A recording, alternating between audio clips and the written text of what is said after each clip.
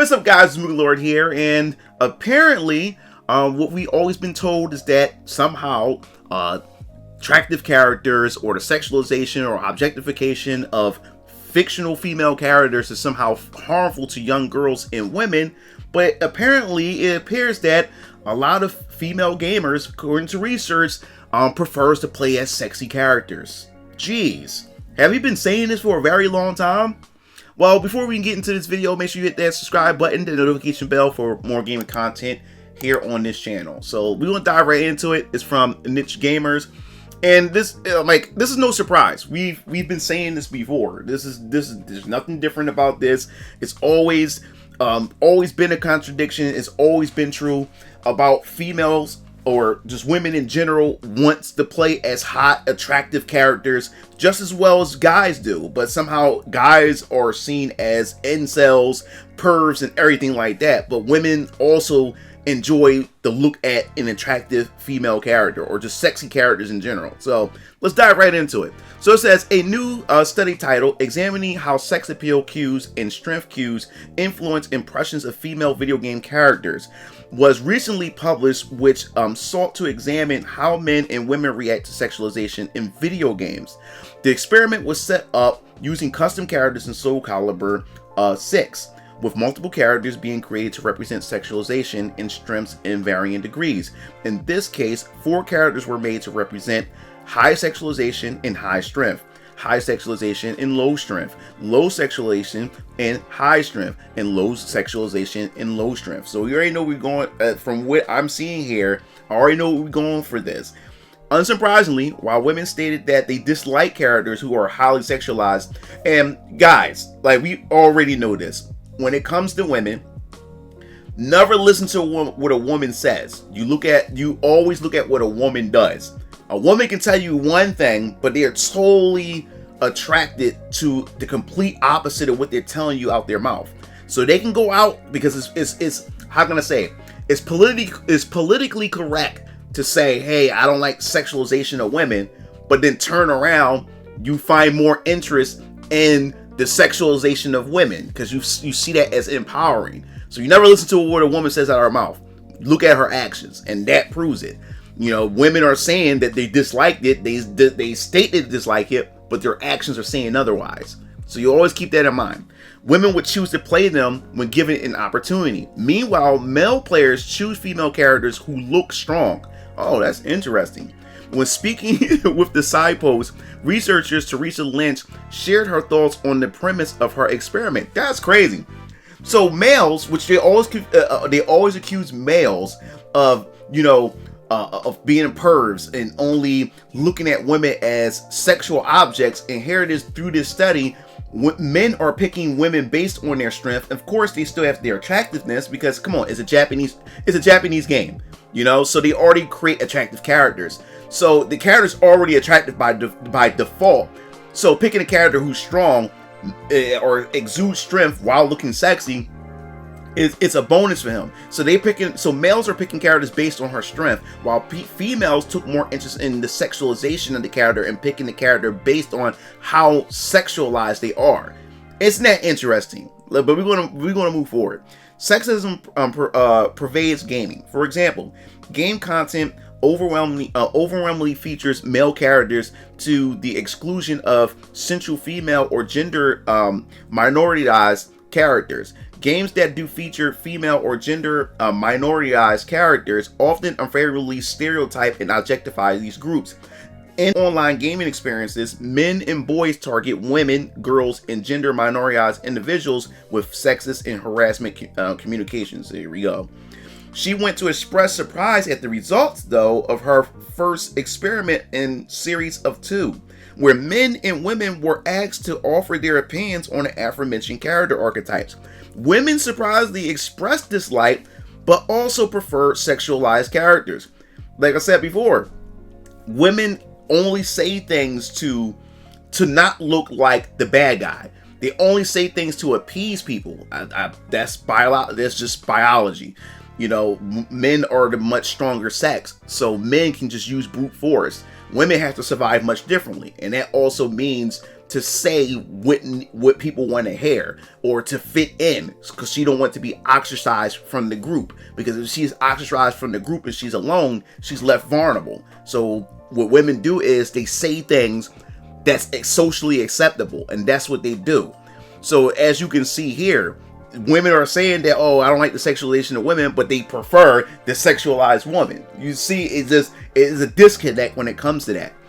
All right, so after that, she said, I wasn't surprised by the fact that participants in our studios dislike the sexualized female characters. I think, especially among younger generations who have grown up with social media and ingenuity, understand how media perpetuate impossible beauty standards. There's increasing scrutiny and critique around sexual objectification. And this is what gets me about this whole beauty standard situation when it comes to social media. You have to understand, I have a daughter. She's 15 years old. And even my daughter said it myself. And she always said that men has nothing to do with the beauty standards of women. She says most of this has a lot to do with females. Females are putting beauty standards. And let's not go because women are putting these beauty standards all because of the patriarchy and men. No, women aren't doing this for men. Women are doing this for themselves. Women stopped catering to men a long time ago. Remember, they're strong and independent. They've been saying this for years. They stopped listening to men. So these beauty standards is women putting this upon each other. And like I said, men, we don't care about the beauty standards. We really don't. We just want a woman who actually appreciates, respects us, and feminine. That's all we really care about and stuff. All this other artificial stuff with the surgery, and the thing is, the Kardashians are the biggest proponents of this. It's women putting these standards. It's not men. So that's what always cracks me up, because they always use that excuse in order to not hold women accountable for the decisions that they make, and also to try to damage control the fact that women also prefer sexy characters and sexualized and objectified female characters. But let's move on. So that said, I quote, that said, I was surprised to see that in our first study, women still selected the most sexualized character when asked which character they would choose to play. It's important to remember that this character was also rated as the most feminine, so it's possible that women were just selecting the character they mostly identify with. Men love femininity. Women love femininity, but the narrative is teaching women to abandon their femininity. That's the best superpower. That's the best ability that a woman have, is when she's confident in her femininity, she basks in her femininity. Because when she's at her peak femininity, that would make a man grovel and fall to his knees, and she can get anything. I'm talking about a woman who knows the power that she has, but she uses it to not only benefit her, but to also benefit her man. You know what I'm saying? When she's in her femininity. Now, that's the thing about Japanese gaming. This is why we talked about when it comes to the UN and why they want to put a pressure on Japanese media, but just Eastern media in general. Eastern media has women to pick women in the best light, and we'll get into that in a second. So it says a second experiment in the same study had men and women actually play the characters instead of just observing. The result was that women tended to identify the strong character as more competent. Meanwhile, men appeared to be more open-minded and didn't significantly conflate a woman's physical stature with her competence. But they keep trying to tell us that men, we objectify them and don't have any respect for them, and we only see them as objects, and we don't have any respect for them. No, like this, you don't understand the wonders of what Japanese media does and also Eastern media does and how they depict women. We'll get into that in a second. In recent years, international agencies and governing bodies have become increasingly concerned about the representation of media. Most recently, the United Nations Committee, which we talked about, try to eliminate discrimination against women, has criticized Japan for its depiction of women hypothetically contributing to the violence against women and girls, which I said before, there's no proof of evidence. They don't have any receipts of that. But yes, we wanted to talk about this for a second. This is what I find funny. This is why they hate Japanese media or just Eastern media in general, is for the simple fact is that when it comes to this, it defeats their whole narrative. As I said, what they're trying to do is push this narrative and try to conflate that men and women are the same. That men and women, there's no difference. A man can become a woman, and a woman become a man, and we know that's not true. They try to pretty much here it is, they're trying to advocate for women, but at the same time, they're trying to erase women. What do I mean by that? They're trying to erase women is because they're trying to erase femininity in general. The feminine. They're trying to get rid of the feminine form, because the feminine form also attracts the males. Whatever they're trying to make out of what I'm trying to say is, they want gay shit. This is all the past gay shit and this trans shit. That's all this is about. And the thing is, in order for a trans to feel comfortable, you have to normalize this. In order to normalize this, you have to nerf women in order for these men who wants to be women to feel like they're women. They're trying to force straight men to be attracted to them. And that just doesn't work. And what Japanese media does is, in my personal opinion, Eastern media reflects women in a much better light than what they're doing here in the West. When you look at the East, look at your anime, look at your dramas, look at your martial art films and stuff like that. You see some of these women in the most powerful positions, but they're feminine and they're fucking beautiful. And at the same time, they exude strength. Mostly everybody's favorite characters, or most, especially in anime, are female characters. Females, like this is why they hate it, because it goes against the narrative that women can't be being feminine, being in their femininity, and being sexy while at the same time being strong. Because in the West, in order for a woman to be strong, she has to be stripped away of her femininity and adopt masculine traits. And for this movement to hate men so much and hate the patriarchy so much, but at the same time, they have this thing what I call dick envy, where they hate everything about a man, but they want to adopt every attribute of a man. That doesn't make any sense. You hate men, but you want to have all the attributes of what a man is. You know, in the military, they don't want to be called ma'am. They want to be called sir.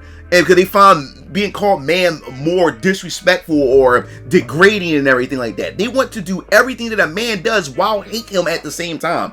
Make that make sense, but that's the Western narrative. But Japanese media and the Eastern narrative destroys that. And this is why they hate that, is because men, as I said in my previous video, men walked away and opted out a long time ago, and they're going over to Japanese media and many forms of Eastern media because it gives them what they want. It gives them the entertainment, it gives them the stories, and it gives them beautiful ass fucking women while kicking ass at the same time. And what the study has proven is that everything they say about men is not true, because despite the test that they showed, it showed that men are still open-minded, and they wasn't just based on her physical attributes. They still based on her if she's strong enough to be able to hold her own weight in a fighting game setting and everything. While opposed, where women says they hate the sexualization of women, but yet they go for the most sexualized woman, because that sexualized woman also shows that she's at peak femininity. I told you about these fantasy worlds. I told you about video games. Video games take males and hyper-masculize them, put them at the peak of masculinity. They take female characters, make them hyper-feminine.